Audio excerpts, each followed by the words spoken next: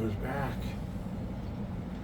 doing investigations. Your boy Sherlock Holmes is older, jacked brother Sherlock Holmes, and I'm here to talk to you about. Everyone wants to know, why did I dress up as Sherlock Holmes and do an investigation for racism? And they want to know, why was I so disrespectful to Dr. Clint Mitchell when I was playing with a magnifying glass when he was speaking? Well, I'd like to explain why. You know, my boy Ranch Luberman, he has a Facebook site and page, and he had posted a video of me making a big scene behind Clint Mitchell, and he's talking, and they want a virtue signal and pretend like they're so virtuous. But the problem is, there's a few reasons why I did it. One, they won't put the camera on our faces. Nicole Cole directed, the video direction team did not allow the camera to be on the speakers' faces, except if it's Dr. Clint Mitchell or someone working for the county. Well, that's discrimination. It's not fair, first of all. Second of all, if you remember when Trump was speaking, all the Democrats had whiteboards, and the whiteboards were held up, and they were taking the whiteboards and writing things. And then you had that guy that stood up and started screaming and yelling at Trump. I'm not even screaming and yelling. I'm not interrupting anyone. I'm not even really being that disrespectful. The point is that, did Ranch Luberman talk about that? Did he say how disgraceful it was? He couldn't believe they were doing it? No, he didn't give a crap, because it was his team doing it, okay? These people want a virtue signal and say, oh, look how bad these people are. Do they not remember the past few years when liberals would do this over and over again? I remember when I was speaking, they screamed, shut it down for 10 minutes, interrupted me. I couldn't even talk, okay? So why am I going to be respectful for people like this? Well, that makes no sense. I don't respect Dr. Clint Mitchell because he's posted many racist things and said many racist things. And we're going to go over that. I got the receipts for it. But the point is that you can't just sit there and expect that people are going to respect some superintendent that's doing things that are verifiably, undeniably bad, okay? So let's go over this. So first of all, he has on his Twitter, and I'll copy this in the video probably, where he gave an article saying a black male principal in Virginia addressing inequity and creating a globalized school. And this was December 2021. So this is this guy's whole idea on life. He's a leftist extremist. Okay, people have to understand, this is a literal war for your children. What was the first thing that these liberals did when they got in charge last January, when they won their election for the school board? What was the very first thing? It wasn't anything to improve the schools. The very first thing they did was re-implement and put back in the schools books that were taken out, books that were verifiably bad, that had been gone over in a committee of people, read in front of a committee of people, proven to have things that could actually be deemed illegal to be in public school systems in the first place. And the first thing they did was put these books back in the school to be around children. Okay, that was their first item of agenda. Like, that should give everyone an idea of just how truly evil these people are. There's no reason for these books to be in schools with children. There's not. They're disgusting, and I can't even say what is in them on this video, because if I do, it'll get banned and removed, okay? I mean, you can go and watch the archives of the school board's video, because we were reading from the books at the school board video meetings, and then they would scream at us, oh, you can't read from the book on the microphone. That's improper. But then they want this stuff for kids.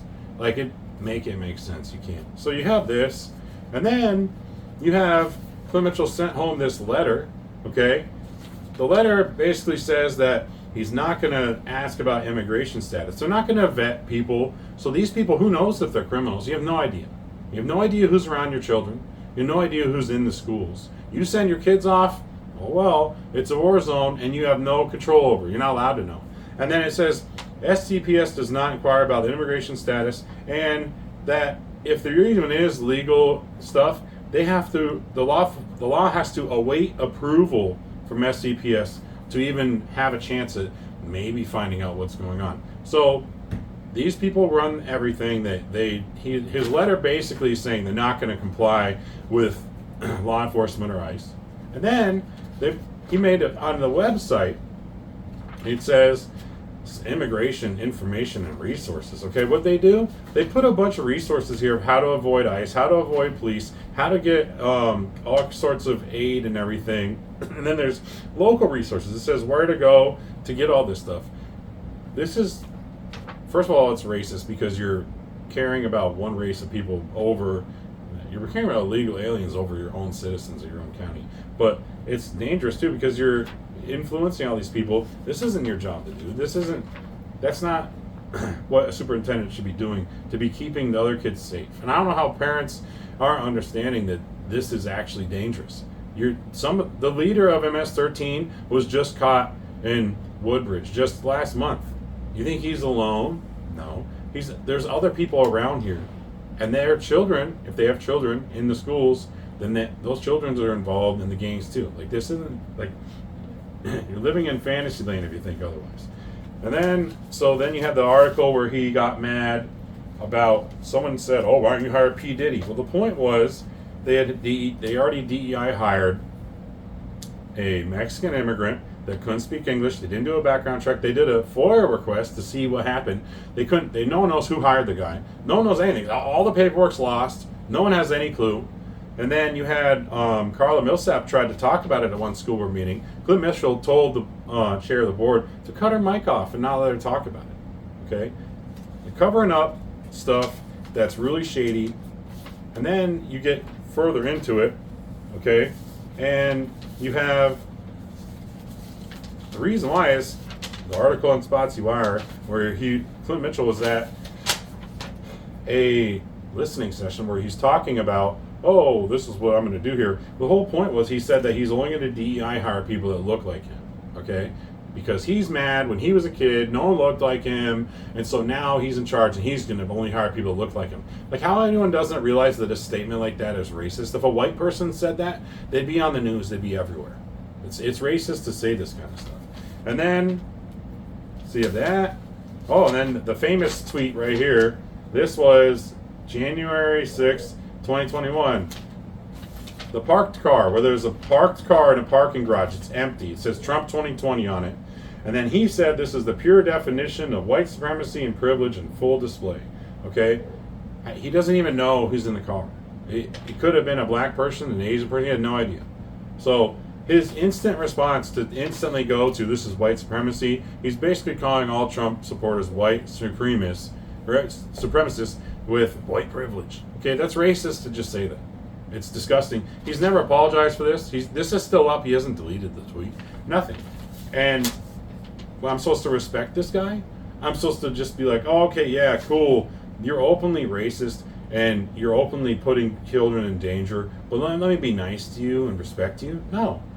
And then, what else do I got? Oh, I have that. And then I brought up the whole thing with Nicole Cole. Nicole Cole had her post on Facebook, I'll put it there, and she talked about how the Uvalde person that was around pew-pewing people and stuff, she said that was the hand of the white nationalist, and then she went on to say that reverse racism doesn't exist, that the GOP is grooming and game-overing people in real life in America and being supported by moderate to full GOP. So she's basically saying everyone's a white supremacist, everyone's a white nationalist, and they're the problems in the whole country.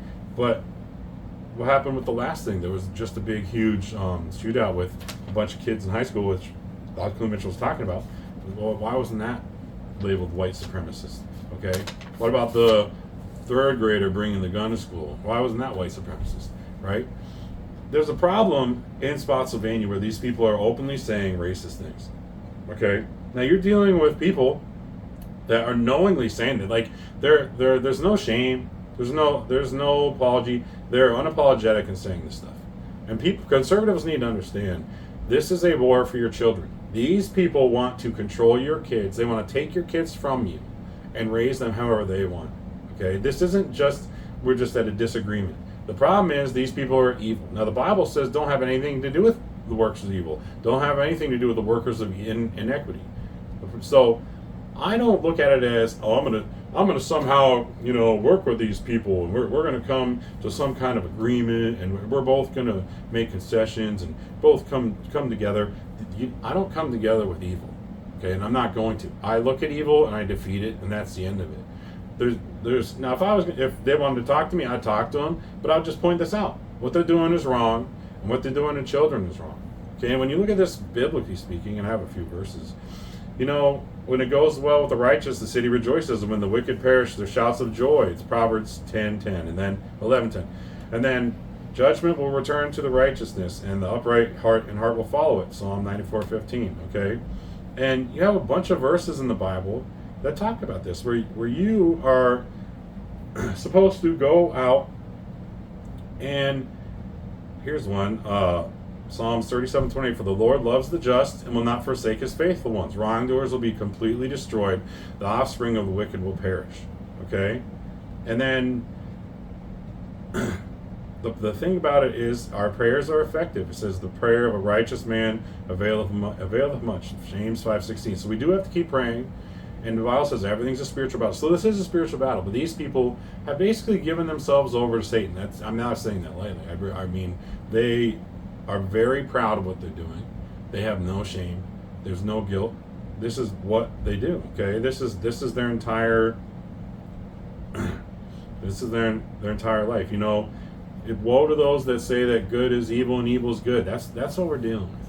So when everyone wonders, oh, why is he being disrespectful? Because I don't respect this guy. I don't. Okay, I'm not going to, and I'm not going to do anything to cause disruptions or anything. But at the same time, these liberals did far worse than I've ever done. I'm just highlighting the hypocrisy, which I did very well by showing that Ranch Luberman's posted my video, and then you got comments in there, I can't believe he's doing this, they should kick him out. What about the liberals that did worse? For how long? About 3 years, 4 years? I was there, I watched them act like this. They acted insane. Okay? They're crazy, these people are nuts, they don't care, and they're going to continue to be that way. So we have to sit there and keep going with it. And then there's just reality of this. I know this is a long video and I've explained this over and over again, but I want to be thorough with it. I saw the comments, we should have kicked them out. Well, they didn't kick out the liberals. You guys are all hypocrites. Oh, this is why kids act bad. No, kids act bad in school because there's no discipline and they know it. They're watching all these leaders let all their other friends just get away with whatever they want. Say all this horrible stuff, do this stuff that I just showed you. There's no consequences for these people. That's the role models, okay? And that's a problem. So as soon as that gets fixed, sure, great. Then we can have discourse. But none of this is being fixed. None of it's being addressed. And until it does, I guess the trolling shall continue. Okay? Thanks, everybody. Sherlock out. Madam Chair, if you don't mind, I would like to use the podium up front to make my comments.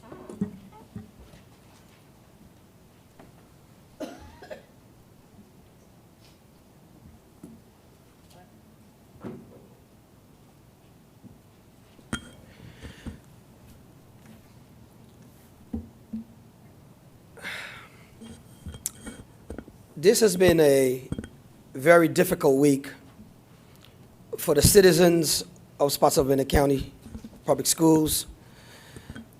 And as I sit here tonight and reflect on the events that have occurred over the last few hours, as Division Superintendent, it saddens me that children who were sitting in this audience tonight and their parents had to witness it. Because we have been charged to be the leaders in this district. And tonight's actions really have created some significant concerns for me as division superintendent, because that's not the way I want my school division to be represented. And I think it's important that before I move to my regular comments, that I let the public know that what you witnessed tonight is not what I want. I don't believe that's what the board members want, and we have to strive to be better. Because we are charged as leaders in this district to be better. So to my comments, this has been a very difficult week for citizens of Spotsylvania. Last week, a third grade student brought a loaded gun that was discharged in the classroom. a loaded gun.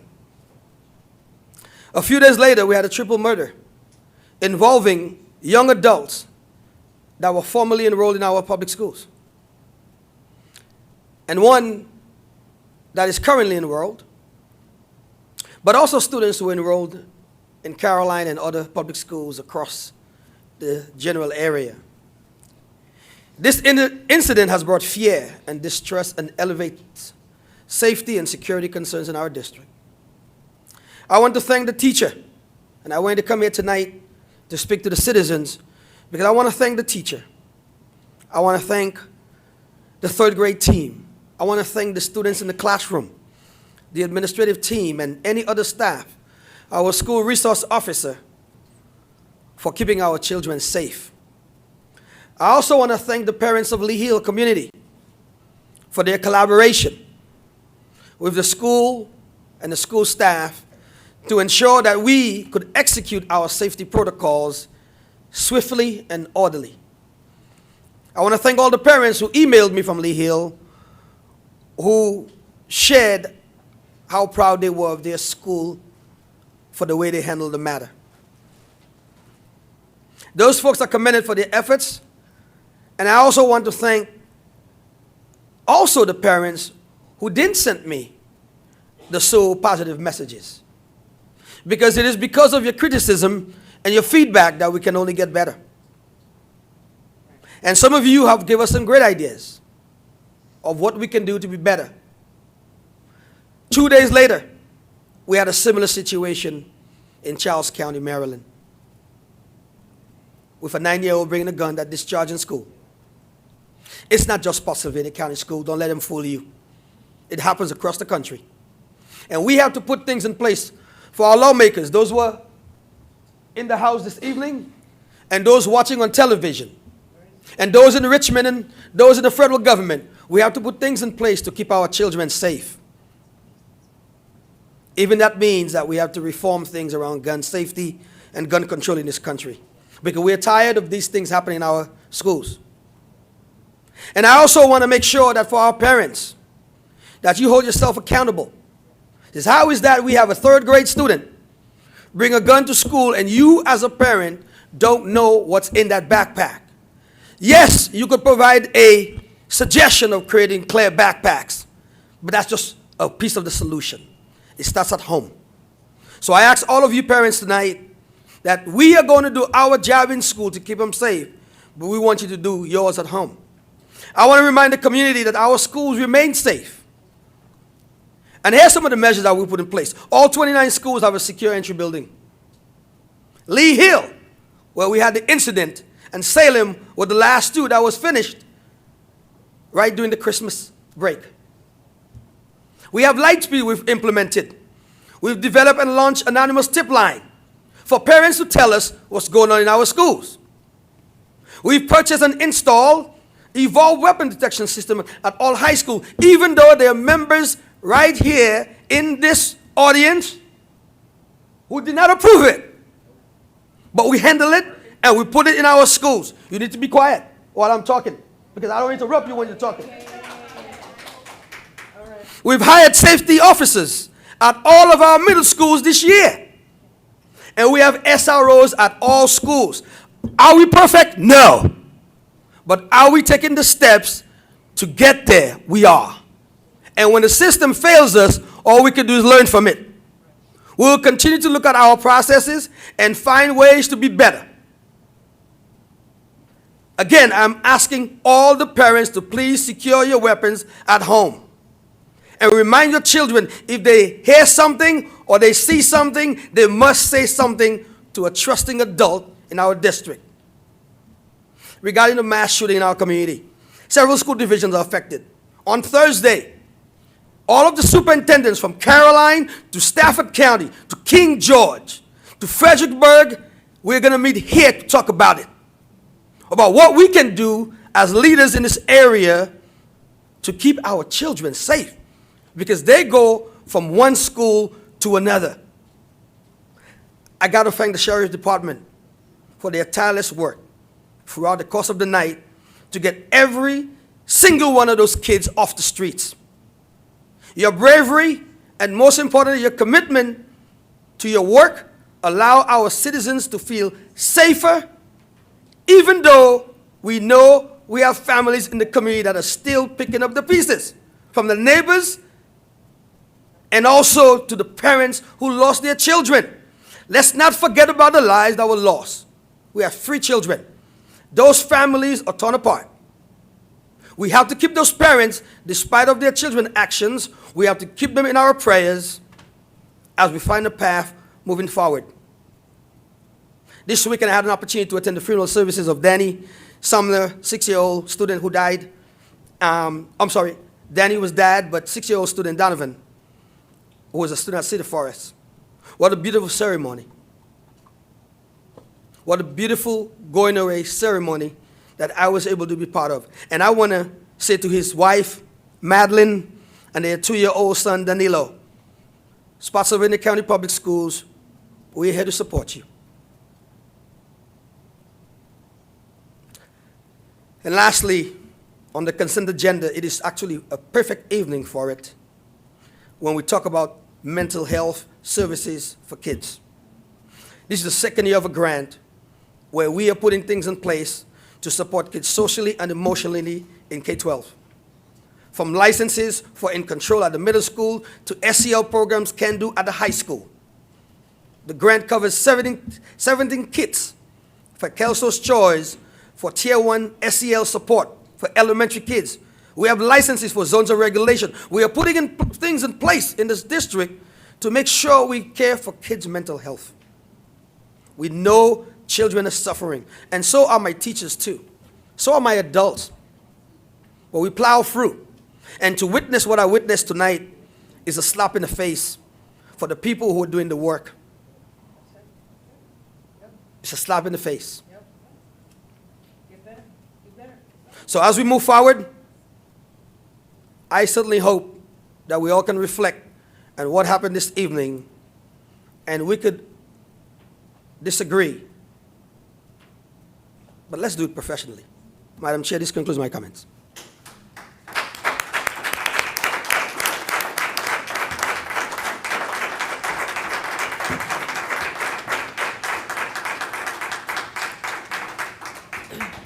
And we'll have this we'll have your staff hold your staff accountable. Ms. Phelps, please. Also, Thank you. isn't that our job? Dr. Mitchell, I want to thank you. Excuse me, I have the floor. Dr. Mitchell, I want to thank you so much for your comments. And I want to apologize for the extremely rude behavior going on behind you during your comments. As you were talking about very serious things that have been happening in our school division. So I am sorry that I allowed you to go to the podium and then tried to ask you all to stop, and you could not refrain. You could have saved that crap for public comments. So I apologize to you, Dr. Mitchell. And I appreciate your comments. Moving on to information items, which all board members should be checking on their own time, and then we will move right along to public comments.